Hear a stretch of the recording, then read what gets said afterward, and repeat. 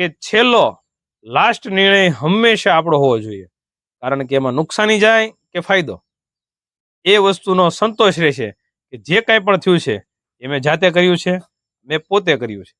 કે ઓલા મોટા મોટા સીપરાઓ નાખેલા હોય તો એ સીપરની અંદર કેવું થાય કે માલઢોર ઊભું થાય બેસે, ઊભું થાય બેસે, તો એના ગોઠણ એ મોટી મોટી ગાંઠો થઈ જાય છે. હાલો મિત્રો, નમસ્કાર. મિસ્ટર તબેલાવાળા મિત્રો, પહેલા તો આપ સૌનો ખૂબ ખૂબ દિલથી આભાર, કારણ કે આપણું ફેમિલી દિવસે દિવસે એટલું બધું વધી ગયું છે અત્યારે સોશિયલ મીડિયાની અંદર, અને ટૂંકા સમયની અંદર આટલું મોટું ફેમિલી બનવું મારા માટે પણ આશ્ચર્યજનક છે, કારણ કે તમે લોકો આટલો બધો સાથ સહકાર અને આટલો બધો પ્રેમ કરો છો એ દિવસે ને દિવસે આપણું ફેમિલી મોટું જ થતું જાય છે. એટલે આપ સૌને પહેલા તો દિલથી ખૂબ ખૂબ ધન્યવાદ. મિત્રો, ઘણા બધા વ્યક્તિઓની એવી કમેન્ટ છે કે 24 કલાક પાણી રખાય કે નહીં, અથવા તો બીજા વ્યક્તિઓની એવી કમેન્ટ છે કે પાણી રખાય તો એનાથી ફાયદો કે નુકસાન. પછી ઘણા બધા વ્યક્તિઓની એવી પણ કમેન્ટ છે કે નીચે આરસીસી કરાય, કોબુ કરાય કે પછી બ્લોક નખાય, સિમેન્ટના બેલા નખાય, તો શું કરવું. એટલે આજના ટોપિક ઉપર આપણે વાત કરશું.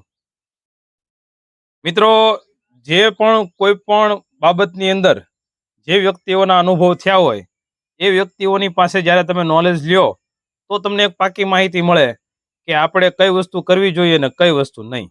કારણ કે જો આરસીસી કોઈ પણ વ્યક્તિએ કર્યું હોય તો એને એક આઈડિયા આવી ગયો હોય કે આરસીસીમાં કર્યું તો એનો મને ફાયદો થયો કે નુકસાન, અને બીજા કોઈ વ્યક્તિએ બ્લોક નાખ્યા હોય તો એ આઈડિયા આવી જાય કે એને બ્લોક નાખ્યા તો ફાયદો થયો કે નુકસાન. એટલે આજે આપણે વાત કરીએ પહેલા તો આરસીસીની.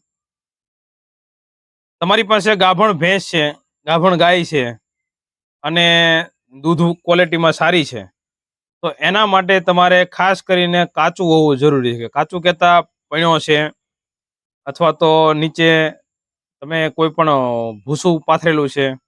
કેમ કે જો એવી ભેંસો તમે કોઈ પણ આરસીસીમાં કે કોઈ પણ કડક જગ્યા પર રાખશો, બેસવા કરાવવામાં આષાઢ છે એ કચરાઈ જવું, આષાઢમાં કાંઈ બીજી તકલીફ આવી જવી, આવી સમસ્યાઓ જોવા મળે છે. તો એના કારણથી એવા સમયે કાચું હોવું જરૂરી છે. બીજી વસ્તુ, આરસીસી કરો, બ્લોક કરો કે પછી તમને અનુકૂળતા પ્રમાણે જે કાંઈ પણ તમે મતલબ ઠોસ વસ્તુ, કડક વસ્તુ બનાવો, પણ જો શક્ય હોય તો નીચેની સાઈડમાં ગાદલા નાખવા જરૂરી છે. અત્યારે જે કાળા કલરના ગાદલા મળે છે ભેંસો અને ગાયોને બેસવા માટે, તો એનાથી કેવું થાય કે તમે નીચે કોઈ પણ વસ્તુ કરી છે એનાથી પછી કોઈ મતલબ રહેતો નથી.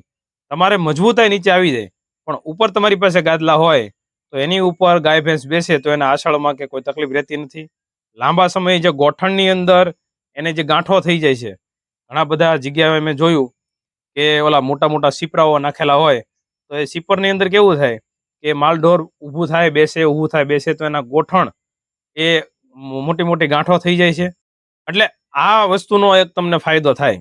બીજી વસ્તુ એ છે કે હાલ અત્યારે જુઓ ને તમે, તો ચોમાસું કાઢવું બહુ મુશ્કેલ છે પશુપાલક માટે. એટલે નીચે કોઈ પણ કારણોસર એ વસ્તુને આપણે ફરજિયાતપણે ઠોસ કરવી જ પડે. તો એ બાબતમાં સૌથી મારી ગણતરી પ્રમાણે અને મારા નોલેજ પ્રમાણે સૌથી પહેલું વહેલું જો તમારે કોઈ મજબૂતાઈ વાળી નીચે કોઈ વસ્તુ કરવી છે તો બેસ્ટ રહેશે બ્લોક. હવે બ્લોક મેં કીધા એનું કારણ તમને જણાવી દઉં કે પહેલી વસ્તુ કે બ્લોકની અંદર ગુરુ જાજા બધા રહે, એટલે કે જે નકશી છે એ જાજી રહી છે, જેના કારણથી તમે જ્યારે પણ ધોવો ત્યારે એ નકશી સાફ થઈ જાય. માલઢોરને લપસવાનો કે પગ પોળા થઈ જવાનો પ્રોબ્લેમ રહેતો નથી, કેમ કે એની અંદર વધુ ભાગે ગેપ હોય છે અને બ્લોકે બધી જગ્યાએ તિરાડો હોય છે, જેના કારણે માલ લપસતું નથી. અને એનો બીજો એક મોટો ફાયદો એ કે ભવિષ્યની અંદર ક્યારેય પણ તમારે કોઈ ફેરફાર કરવાનો થયો તો બ્લોક છે એ આખા નીકળે છે. અમુક ટકા તો નુકસાની તૂટલા થાય, પણ એ વસ્તુને તમે હેરફેર કરી શકો છો. એનો એક આ મોટો ફાયદો. ઘણા બધા વ્યક્તિઓ અત્યારે સિમેન્ટના બેલા નાખે છે, પણ એ બેલા સક્સેસ જતા નથી, કારણ કે સિમેન્ટનું બેલું જેમ જેમ પલ્લે એમ એમ પોછું થતું જાય, અને અમુક ટાઈમ પછી મોટા મોટા ખાડા પડી જવાની સમસ્યાઓ આવે છે. પછી વાત કરીએ એની પછી નેક્સ્ટ, કે જો તમારે બ્લોક નથી નાખવા અને કદાચ એવું બને કે બજેટ આપણું નાનું છે ને થોડામાં પતાવવું છે, તો એના માટે તમે આરસીસી કરો અથવા તો કોબુ કરો. કોબુ તો હાવ સસ્તું પડશે, અથવા આરસીસી કરો. તો આરસીસી ની અંદર ફાયદો તમને એ છે કે મજબૂતાઈ વાળી વસ્તુ ખરી, પણ એમાં પછી તમે કોઈ પણ લાંબા સમયે ફેરફાર ન કરી શકો, કારણ કે તમારે એને ત્યાંથી ઉઠાવીને બીજે ક્યાંય મૂકવું હોય તો ન થાય બ્લોકના પ્રમાણમાં.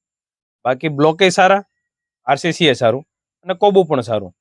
પણ આમાં તફાવતમાં મેં તમને કીધું એમ, અને આ બંને વસ્તુની અંદર જ્યારે તમે આ પાકા પાયક બનાવી નાખો છો, ત્યારે ભેંસોની અંદર જ્યારે ગાભણ ભેંસ હોય અથવા વ્યાઈ ગયા પછી એક આછળની જે સમસ્યા આવે છે એમાં તમારે ગાદલું નાખવું જરૂરી પડે છે.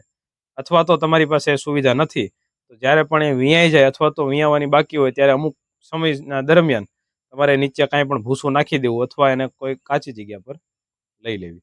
હવે વાત કરીએ 24 કલાક પાણી રાખવું કે નહીં, અને રાખીએ તો ફાયદો શું ને નુકસાન શું. મેં ઘણી જગ્યાએ જોયું છે, હાલ અત્યારે ટેકનોલોજી પ્રમાણે માણસો હાલતા થઈ ગયા. ધીમે ધીમે જેમ જેમ ટેકનોલોજી આવતી જાય એ પ્રમાણે માણસો કંઈક ને કંઈક નવું વસાવતા જાય. અને આમાં કેવું છે, કોઈ એક વ્યક્તિ પ્રયોગ કરે, એને સફળતા મળે તો એને જોઈને બીજો કરે. બાકી એવું કાંઈ નથી કે ભાઈ ડાયરેક્ટ કોઈ વ્યક્તિએ કરી નાખ્યું હોય, પણ એણે બીજાનું જોઈને કંઈક એમાં અપડેટ કરીને કર્યું હોય. આ વ્યક્તિએ કર્યું અપડેટ, એની પછી જે કોઈ વ્યક્તિ કરશે એ પણ થોડુંક અપડેટ કરીને કરશે. અત્યારે હાલ બધી સુવિધાઓ બહુ સારી બધી આવી ગઈ છે. એમાં ભેંસોને અને ગાયોને બાજુમાં કુંડી આપી દે, એમાં 24 કલાક પાણી રહે. પણ એ પાણી રહેવું ખૂબ જરૂરી છે. એને જ્યારે મન થાય ત્યારે પાણી પી લે, જ્યારે મન થાય ત્યારે એ ઘૂંટડો તો ઘૂંટડો પી લે, અને તરસી નથી રહેતી. કારણ કે દૂધની અંદર વધુ ભાગનું પાણી જ હોય છે. એટલે કહેવાનો મતલબ એમ છે કે પાણી એના માટે ખૂબ જરૂરી છે. પણ એની પાછળના નુકસાનોમાં મેં જે ચેક કર્યું, જે તપાસ કરી અને જે જાણવા મળ્યું એના પ્રમાણમાં આફરો ચડવાની સમસ્યા ચોમાસાના સમયમાં વધુ ભાગે રહી છે. કારણ કે નીણ ખાતા ખાતા પાણી પીવે એના કારણે આફરો ચડવાની તકલીફ રહી છે.